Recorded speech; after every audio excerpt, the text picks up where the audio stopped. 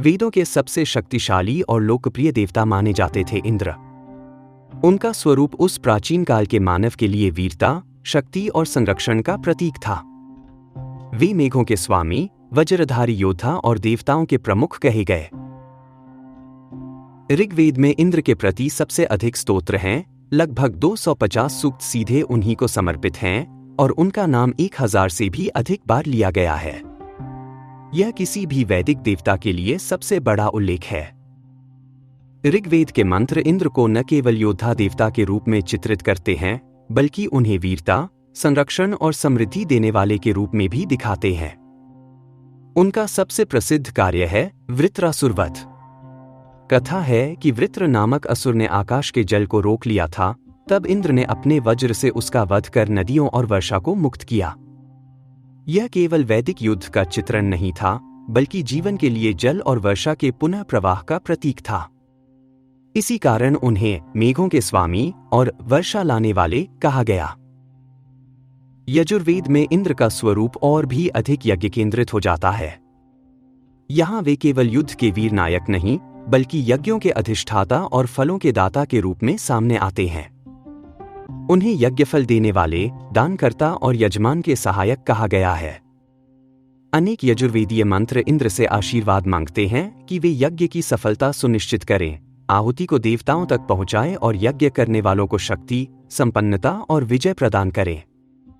यह इंद्र का वह पक्ष है जो युद्ध के परे लोक कल्याण और समृद्धि से जुड़ा है। सामवेद में इंद्र के मंत्र संगीतमय स्तोत्रों में बदल जाते हैं। ऋग्वेद के वीरतापूर्ण और गर्जनापूर्ण सूक्त यहां सुर और लय में ढलकर गाए जाते हैं। सामगान इंद्र की युद्ध और विजय के उत्साह को संगीत के माधुर्य में बदल देता है, जैसे गर्जना गान में रूपांतरित हो गई हो। सामवेद का इंद्र केवल योद्धा ही नहीं, बल्कि दैवी उल्लास और विजय के गीतों में जीवित रहता है। अथर्ववेद में इंद्र का एक और रूप प्रकट होता है, रोग, शत्रु और विपत्ति को दूर करने वाले रक्षक के रूप में। यहां वे केवल विजेता नहीं, बल्कि घर परिवार, स्वास्थ्य और जीवन के संरक्षक हैं। उनसे प्रार्थना की जाती है कि वे रोगों को नष्ट करें, शत्रुओं से रक्षा करें और संकट के समय सुरक्षा दें। यह इंद्र को सामान्य जनजीवन के लिए भी सुलभ और रक्षक रूप में प्रस्तुत करता है, जिससे वे केवल देवताओं के राजा नहीं, बल्कि मानव के हितैषी भी प्रतीत होते हैं। इंद्र के अन्य गुण भी उतने ही रोचक हैं। वे सुमपान करने वाले देवता कहे गए हैं, अर्थात यज्ञ में अर्पित सोमरस पीकर बल, उत्साह और युद्ध के लिए अद्भुत ऊर्जा प्राप्त करने वाले। यहां सोम उस पवित्र पौधे से बने रस और यज्ञीय पेय को दर्शाता है, जो वीरता और शक्ति का स्रोत माना जाता था। साथ ही वैदिक ऋषियों ने सोम को केवल पेय नहीं, बल्कि एक स्वतंत्र देवता के रूप में भी देखा, जो अमरत्व और आनंद के दाता है। ऋग्वेद में कई सूक्त इंद्र और सोम की मैत्री का गान करते हैं, जहां सोम देव इंद्र को बल प्रदान करते हैं और उनके वीर कार्यों में सहयोगी बनते हैं। इस प्रकार इंद्र को दुष्टों के दमनकर्ता और ऋत, अर्थात सत्य और ब्रह्मांडीय व्यवस्था के रक्षक के रूप में प्रतिष्ठा मिली। इंद्र के प्रतीक और शक्तियां भी गहरे अर्थ रखते हैं।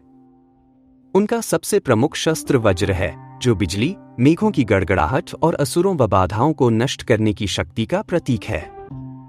यह ध्यान देने योग्य है कि दधीची ऋषि की अस्थियों से वज्र बनने की प्रसिद्ध कथा वैदिक संहिताओं में नहीं मिलती। यह प्रसंग बाद के ब्राह्मण, महाभारत और पुराण ग्रंथों में जुड़ा। वैदिक ऋग्वेद में वज्र को केवल इंद्र का दिव्य, विद्युत शक्ति से युक्त शस्त्र कहा गया है और उसके निर्माण को त्वष्टा, देवशिल्पी की रचना बताया गया है। इंद्र को मेघों और वर्षा का स्वामी भी कहा गया है, जो जीवनदायिनी जल शक्ति का प्रतीक है। वे युद्ध में सोम से ऊर्जा और साहस प्राप्त करते हैं। सबसे बढ़कर वे वीरता और साहस के देवता हैं, जो भय और विपत्तियों को जीतने की शक्ति प्रदान करते हैं और धर्म के पक्ष में खड़े रहते हैं। लेकिन समय के साथ उनकी महिमा कम होती गई। उत्तर वैदिक और उपनिषद काल में ध्यान और आत्मज्ञान को अधिक महत्व मिला, जिसके कारण यज्ञ और वीरता के स्थान पर ब्रह्म विद्या और आत्मा को सर्वोच्च माना गया। बाद में जब पुराणों ने देवताओं की नई त्रिमूर्ति बनाई, विष्णु को पालनकर्ता, रुद्र शिव को संहारक और ब्रह्मा को सृष्टिकर्ता, तब इंद्र को केवल स्वर्गलोक के राजा और देवताओं के प्रशासक की सीमित भूमिका दी गई।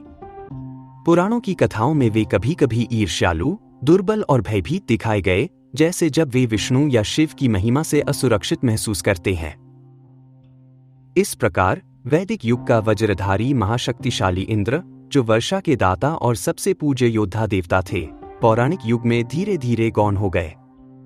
फिर भी वेदों की दृष्टि में इंद्र उस जिजीविषा के प्रतीक हैं जो साहस, संघर्ष और जीवन की विजय का उत्सव मनाता है।